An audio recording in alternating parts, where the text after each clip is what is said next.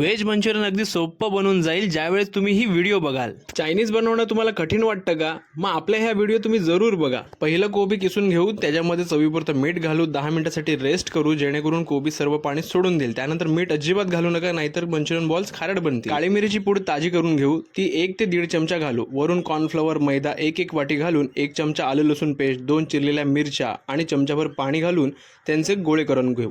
Manchurian ball tasty बनवण्यासाठी काळी मिरची पावडर ही नेहमी फ्रेश बनवावी, हाच एक मोठा सिक्रेट आहे। बाकी अजिनोमोटो घालण्याची काही आवश्यकता नाही, त्याच्याने इतका काही मोठा फरक पडत नाही taste. Manchurian ball deep fry करून झाल्यानंतर आता ग्रेव्हीची तयारी करू। तेलामध्ये आलं लसूण पेस्ट, 2 हिरव्या मिरच्या, शिमला मिरची, कांद्याच्या पाकळ्या, काळी मिरची पूड, green chilli sauce, red chilli sauce, soya sauce आणि 1 कप कॉर्नफ्लॉवरची स्लरी घालून त्याच्यामध्ये उकळी येऊ देऊ। मंचुरियनचे बॉल घालू, कांदापात घालू आणि आपलं मंचुरियन तयार आहे। हा मंचुरियन खाऊन आतून एकच आवाज आला, लय भारी। सबस्क्राईब केलं नसेल तर लगेच करून टाका।